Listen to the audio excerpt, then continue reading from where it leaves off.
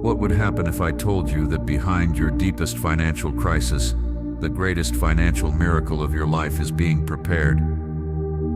I reached a point where there seemed to be no way out. Growing commitments, overwhelming responsibilities, uncertainty and stress every single morning. I prayed, worked, fought, but the results didn't show. My income wasn't stretching enough.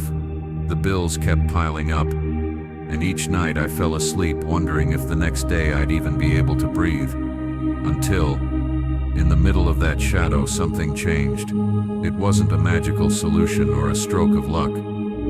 It was a profound revelation. What I called spiritual guidance wasn't just inspiration. It was strategy. I learned that the Bible, beyond being a book of ancient stories, offers concrete principles for managing resources with wisdom. Principles that not only healed my debts, but also brought blessings when I least expected them. I want to share with you 10 keys that changed everything. This is not theory.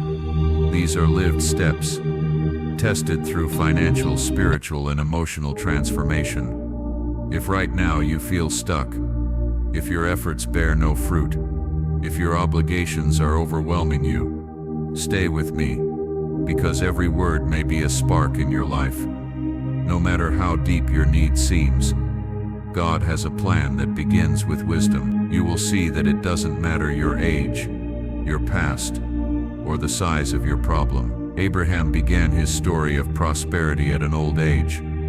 Solomon did not govern with inherited fortune, but by building, choosing, and discerning. If you think your time is past, remember, there is always room to be reborn, to decide differently, to believe that the extraordinary can be just one decision away. What I'm about to share is practical, spiritual, and powerful. And if you'd like, at the end of this segment, you'll find in the comments a free resource with the 10 clarified principles, along with a 30-day transformation challenge to put them into practice. Many times we ask for financial change. We desire relief, but we don't seek the deep understanding of what we are doing with what we have. Beyond saving or avoiding unnecessary spending, we need to understand the why behind every financial action. Solomon said that discernment is worth more than riches. It's not just about quantity, but clarity. Seeing with renewed eyes how resources flow, how they're used, and what decisions you make when no one is watching. I stopped chasing quick fixes and began to study, reflect, and apply what the Word teaches about stewardship, generosity, and order. My mind was transformed, and with it my financial reality began to align. I understood that impulsive spending has consequences, that saving without purpose is just accumulation, that prioritizing is choosing with faith. I want to invite you now. If you feel you're handling what you have poorly, if debts keep haunting you, write in the comments. I am open to divine clarity. This isn't an empty phrase.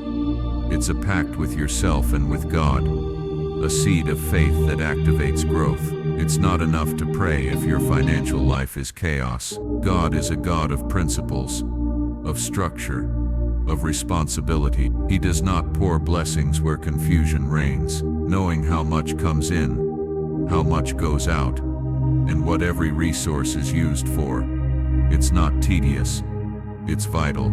For a long time I avoided looking at my numbers. I was afraid to face reality. But when I started recording income, expenses, and debts, everything began to make sense. I saw where my money was leaking, where I was investing without return, and what habits kept me stuck.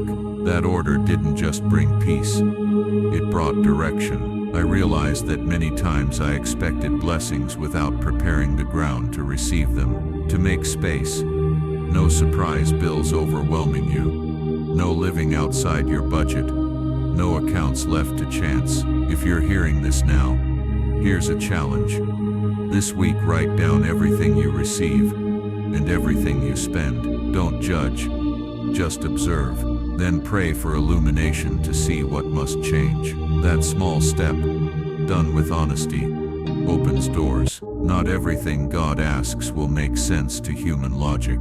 Sometimes the call is to let go of what weighs you down, to forgive what hurt you, to give what seems unfair, to trust by leaving the familiar behind. My chains began to break when I took an invisible step, releasing resentment, forgiving, taking responsibility where I used to blame others. This wasn't one big heroic act. It was many small acts of faith that didn't show immediate results, but each act planted seeds of freedom. If this resonates with you, right, I will obey, even when I don't fully understand, not from obligation, but from conviction. That choice may be the very moment your financial story begins to change. For a long time, I saw money as something that just came and went without thought. Impulsive purchases, comparisons, expenses that left me empty. But the word teaches, the wise save, the foolish waste. What is wasted today becomes tomorrow's regret.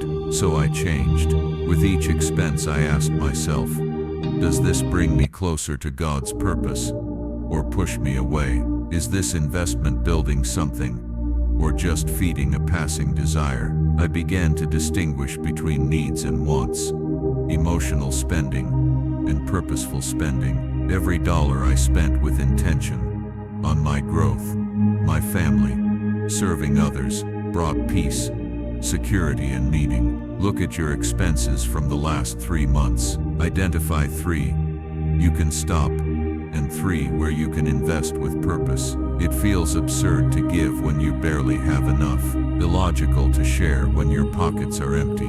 Yet that is where faith is tested. I remember giving something that seemed insane, with no guarantee, but that seed opened doors I never imagined. Partnerships, opportunities, provision. It wasn't about the amount, but the heart. If you feel led to give, even something small, do it, and right, even when it seems little. I give in faith. You don't need a quick exit. You need a new direction. For years I repeated the same decisions, expecting different results. It was like running in circles. Then I realized it wasn't more money I needed, but clarity of purpose. Proverbs says, there are ways that seem right to man, but their end is ruin. When I shifted focus, my transformation began. Decide today. I choose a new direction under divine guidance. I thought my finances needed changing, but what I needed most was to change my thinking. I was trapped in scarcity, fear, limiting beliefs. I said I wanted prosperity, but repeated in my mind, this isn't for me.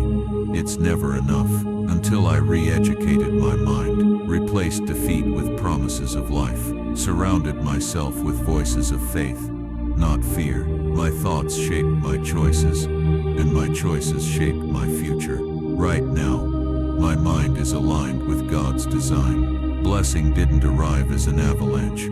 It came as small, consistent habits. Waking up early, praying before decisions, reading scripture, tracking expenses, giving thanks. Spiritual and financial discipline isn't rigidity, it's freedom. Because when you live with order, you live with peace. Right, my habits reflect my faith. Your environment mirrors your growth. Many don't advance, not because of lack of ability, but because of too many wrong voices. I surrounded myself with people of vision, purpose, and faith. That changed everything. Prosperity is not a solo journey. It's built in community. Right, God connects me with people who inspire me. Prosperity is not just about having more. God blesses you to move forward, to share, to be a channel, not just a container. True abundance is not measured by quantity, but by purpose. When you shift from accumulation to purpose,